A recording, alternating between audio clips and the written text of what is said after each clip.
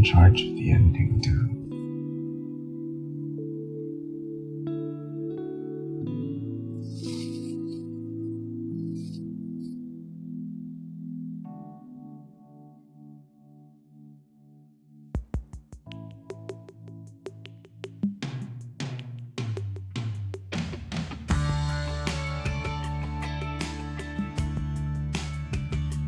Gaya sa pelikula is a story of two boys who are both in the process of getting to know themselves. One of them is sure of his sexuality and the other is not. Ikaw ba? Bakla ka? Hindi. So why act like I just accused you of a crime? Nakita ko lang siya as a romantic comedy series. So parang noon walang pressure, walang taas ng kilay na parang another BL story ganyan. Kasi parang kung paano na-explain ni Gege yung dahilan niya kung bakit niya gustong gawin to. Yun, nakuha na ako agad. Deal.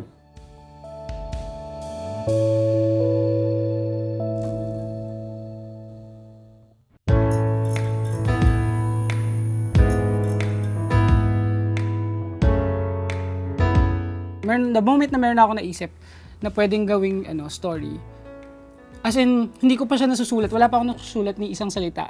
The idea pa lang, nag-message na kaagad ako kay Kren. Tandang-tanda ako na nag-pitch si Gege sa akin. Hindi namin akalain na after ng pitch niya ay maiiyak kaming lahat. Ito naman, drama mo pa ako Drama tuloy ako. At hindi ko makakalimutan yung part ng rationale niya as to why he created gaya sa pelikula. It's time that we normalize queer love. Oh, di ba? There were many factors that made me say yes gaya sa pelikula. We were super excited kasi Gege, si Juan Miguel Severo. You know, the fact that he came to us with this concept really was really touching. You know, I think he wanted to do it with us, and so I remember that meeting nung pinitch niya. Very emotional siya for the people in that meeting. Of course, we were ready. We didn't want to say no. We were in the middle of a pandemic. We really wanted to do something that meant something. Hindi nyo kinaya. Tamang oras na rin na mapakita sa producers, sa mga funders na parang posible namang gumawa ng mga ganitong content na hindi natin sila nilalagay sa mga stereotypes lang, na hindi lang sila baklang best friend na lagi nasasaktan dahil sa pag-ibig, dahil sa lalaki.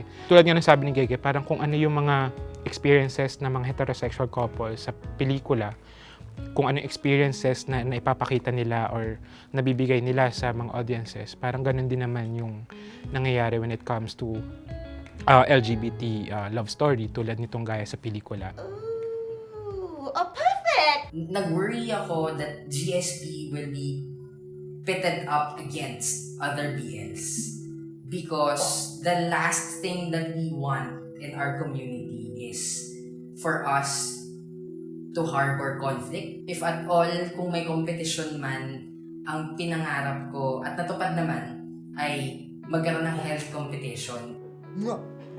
Sobrang ripe na kasi ng time para gawin siya. Dahil, yung surge ng mga BL sa Pilipinas, lalo na massive success ng Together the series. And people are asking for it. Anyway, may naisip ako. I wanna watch a movie. Can we watch a movie? Ay, Nako, may naisip akong papanoorin natin. Alam mo, dito ka na. Hindi ka na rito. Upo ka na rito. Dalian mo. Asan ba? Asan ang remote? Wala pang remote. Alik ka na rito. Tumayo ka na dyan. Parang feeling ko kasi lahat naman ng mga creatives na bakla, gusto nilang magkwento tungkol sa buhay ng mga bakla. Pero now na apparent na merong market, so it's the perfect time to strike. Grabe. diba? Listen, like if we're gonna tell these stories, people from the community have to tell these stories. People who've gone through these struggles have to tell these stories. We can't just be cute and cutesy and basically tell straight rom-com stories featuring LGBTQ plus characters. I think there are 3 factors na nagsama-sama para dalhin tayo kung nasaan tayo ngayon. Number 1 is access. Simula ng pandemic, lahat ng tao ay nasa digital space. At yun yung nagdala sa kanila para ma-access ang maraming klase ng kwento na nasa labas ng mainstream entertainment sa Pilipinas. Number 2, meron tayong tinatawag na vacuum of of stories, of entertainment. Ito ay dahil sa kawalan ng prangkisa ng ABS-CBN. Ang mga tao ay nagka-clamor sa isang kwentong magbibigay sa kanila ng hope. Ang mga tao ay nagka-clamor sa isang kwento o sa isang serye na magpapabangon sa kanila sa bawat umaga. Pangatlo, ang laki-laking bagay ng kawalan ng censorship sa digital space. Mas may laya magkwento at mas may laya magpakita ng kung ano ang totoo at ikagaganda ng kwento sa digital space. Actually, first production ko tong guys sa pelikula na new normal na yung ginagawa sa set. And hindi lang sa set actually, for the whole process, simula development. Kasi nung development pa lang, naka-zoom kaming lahat. Ano, gusto niyo bang bigyan ko sila ng parang one more chance na usapan sa bench, ganyan? Tapos sobrang sakit na ng mata namin dahil nakaharap kami sa computer, buong magdamag, ganyan. Tapos, I think yung pinakamahirap, mahirap talaga siya, lalo na kung nagtatrabaho ko sa industriya for the past 10 years na nagyayakapan kayo, ganyan, kumakain kayo ng magkakaharap. So, haha. Alam niyo na ba yung kwento nung First, na-concern naman namin yung shoot ay, of course, safety, lalo na ngayon. Kasi, nung shoot namin siya around August, medyo, ayun nga, mataas pa rin yung mga cases, kaya parang mas priority namin yung safety ng lahat during the shoot. I think yung major adjustment ko for this project, since ito actually yung first ko na shoot during pandemic, is yung una, yung pagbabawas ng mga tao. Tapos, lahat ng kailangan na props ready na before kaming dumating doon. Lahat ng panset andun na, parang mga nakatatlong balik yung service ko dun sa bodega just because sobrang dami ng gamit na bitbit namin. So, buti na lang din yung season 1 ng gaya sa pelikula kasi nakaset lang mostly dun sa loob ng apartment. So, sobrang controlled namin yung environment na walang pumapasok, walang masyadong nag-i-interfere na ibang tao outside the production. Meron lang kaming 9 days para tapusin yung 8 episodes. So, yun yung pinakamahirap nung shooting na. Kasi kahit gaano ako ka-prepared, like nung meron akong shot list na sobrang detalyado, meron akong storyboard, na feeling ko ako lang nakakaintindi. Pagdating ng shoot, hindi siya, para magugulat ka na lang talaga, na kailangan magbawas ng shots, kailangan mong isipin ano yung mas ipaprioritize mo talaga na eksena, nabibigyan mo talaga ng oras.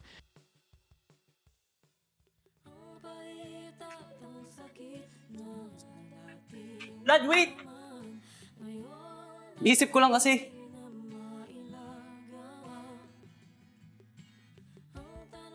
Isip ko lang kasi kung dito kakain mamaya. Para alam ko kung dami ko sinain. No. Saka di na rin muna ako dito uuwi.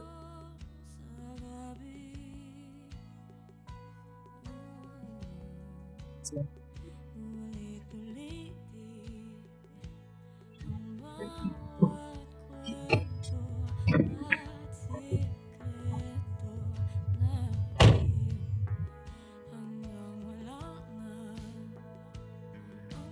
Bunso, hindi ka nagsinungaling sa akin. just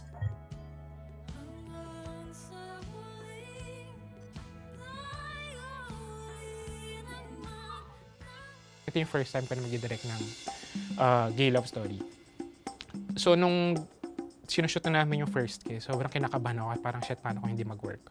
Paano kung walang spark pala after how many shooting days? Tapos parang, pagdating dito sa casing scene na to, wala palang spark yung dalawa.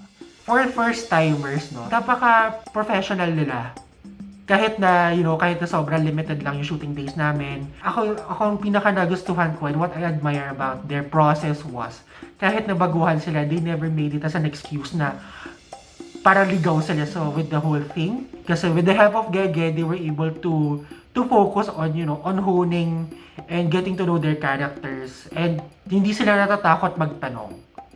Working with Paolo at saka and Ian, nung una ko nalaman yung background nilang dalawa, parang syempre lahat kami medyo natakot kasi first timers. Si Ted yung siya yung panganay, dapat siya yung ganun. Ang saya kasi sa trabaho ng dalawa eh. Kasi pagdating nila sa set, nagulat din ako kasi kahit first timers, sobrang ang bilis nila. Pagdating nila sa set, alam na nila yung lines nila, ready sila na ito yung mangyayari, hindi sila magtatanong na, ito na ba yung kukunan? May worry ako about Paolo kung paano niya gagawin tong project. About what? And hindi naman ako na-disappoint sa mga binigay ni Paolo. Isa lang. Yung The Kiss. Okay, so, pagbawi yung direct, ito lang po gamitin, please. Ayun. Sobrang collaborative nila. And I think yun yung importante, lalo na kapag nagsisimula ka pa lang sa industriya, kailangan marunong ka makipag-collaborate. Marunong ka magtanong, marunong ka mag-suggest, marunong ka magsabi kung anong hindi nag-work at nag-work. And I think yun yung meron yung dalawa. I mean, si Pao naman kasi has very good instincts. Kumbaga, yung mga nabibigay niya on screen, especially when he's in the zone, parang ang gaganda eh. Siguro like how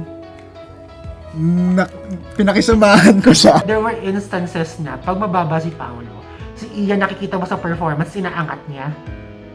Para nag-overcompensate siya para lang ma-bring niya si Paolo up dun sa energy na re-require ng eksena. And there are instances din naman na parang every after scenes, kunyari, nagtatanungan talaga sila kung anong mga pwedeng gawin. Pero dun sa buong cast, sinabi ko to kay Gege, sabi ko, shit, ang saya nung shoot natin kasi ang gagaling ng mga artista natin. May Adrian Vergara ka, may Yesh Burse, may si Franco na magpe-play na Tito Santi. So, sina Che Ramos, sina Chrome ko, siya parang, sabi ko, ang saya nung cast. Nung una, sobrang takot syempre. Kasi lahat sila galing sa teatro. Ako lang dito yung galing sa 29 pesos lang po, ganun. Yung bubukas na ng pinto, ganyan, pakit-kit lang, ganun. Benta-benta ng mga burger, ganyan. Tapos parang, nung nakasalamuha ko sila, nawala lahat ng takot ko kasi lahat sila bukas para magturo. At naalala ko sinabi sa akin, sa pag-a-act, walang tama o mali. Meron lang sobra tsaka kulang. Paninindigan kita.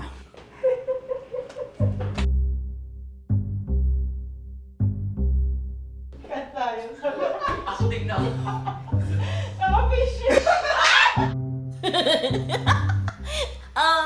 How much fun? Just go. Sobrang fun!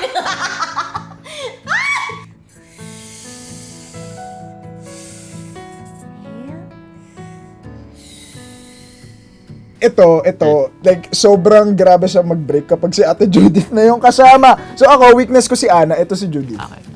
Whatever happened to you, Macaulay Culkin, Home Alone, Lost in Bangkok Christmas Extravaganza? Tapos di ko kasi kaya yung Home Alone. As in, pag naka-move on na ako sa Home Alone niya. As in, whatever happened to you, Macaulay Culkin, Home Alone, Lost in Bangkok. Christmas Extravaganza. Sobrang saya. As in! Si Tita Judith. Anong tita? Ay, sorry. Tapos hindi lang sa episode 1 hanggang sa yung... Actually, kinakabahan pa nga ako dun sa episode 3. Kasi nung binabasa ko siya, yung sa ref, yung ire-ref yung glow-in-the-dark thingy. Kinakabahan pa ako, parang, kasi tawa ako nung binabasa ko. Sabi ko, shit, baka hindi ko ma-pull off. Pero wala, pagdating dun, ayun na. Excited! Trying a toothpaste. Wala pang tooth decay. Ayun. Pero grabe rin yung roller coaster ng playing ng role ni Judy. Parang mas din ako nag-enjoy. Yung kung ano yung kinalokis niya. Pero at the same time yung lalim din ang tinawid ng character niya.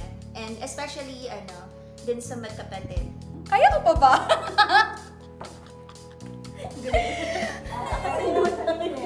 Siyempre sa shoot, kapag hindi namin makuha yung mga linya, ganyan, nasa stress lang.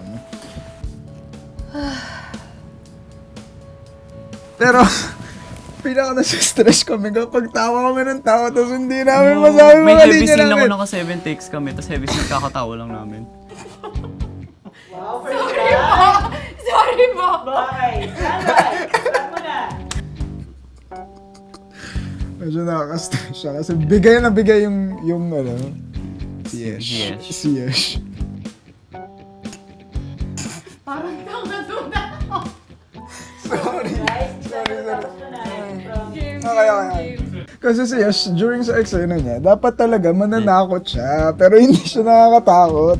So parang yung sinasabi niya, unang 2 words pa lang, My nurse. My nurse sa UST Hospital. Siyempre, alam niya naman sa UST, talaga mga horror story dyan. Siyempre kami kumakain kami ng siomay. Tapos parang, seryoso dapat kami. Tapos naluluwa na namin! Pero yung sa akin lang, as in, mas nagbe-break siya ng character. Mas madalas siya mag-break ng character kapag natatawa. Ay, sorry. That's my phone. That's my phone. Ito tawag. Si Ian, isa sa napansin ko sa kanya with Pau, nalalabas yung kulit ni Ian. As in, parang pagkausap mo lang si Ian na siya lang, iba siya kapag kasama si Pau dun sa usapan. As in, mas ngumingiti, mas natutuwa, mas iba rin yung talaga yung ngiti niya. I will say this, na the kind of connection Ian and Paolo found with each other is not something that you see with kung sino mang love, sa maraming love team or sa kahit magjowa o kahit magkaibigan. As in, cosmic, feeling ko parang cosmic na connection siya in the sense na nagugulat na lang ako sa kung gaano sila kadaling mag-jive.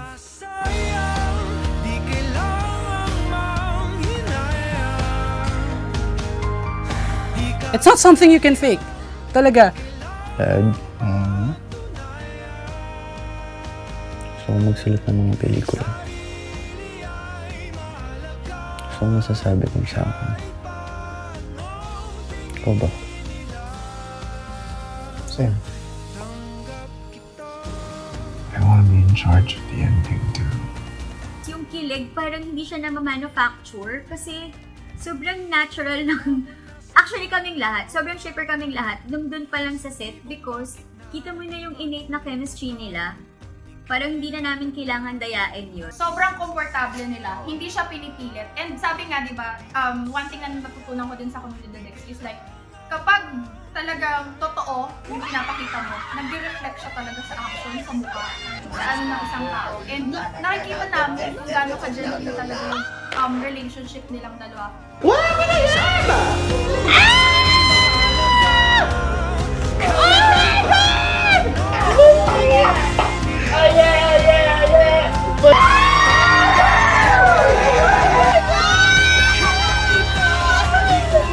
Thank you. Kasi, for sure, ikaw lang yung taong kaya maglabas nung Carl na yun. Sa tingin ko. Uy, don't discredit yourself. Hindi, I mean, sure ako na kaya ko naman ilabas si Carl. Pero gets, parang like, feeling ko sa lahat ng tao, ikaw pinaka makakatulong doon. At least, sobrang nabawasan talaga yung mga takot ko nung kasama kita mag-rehearse.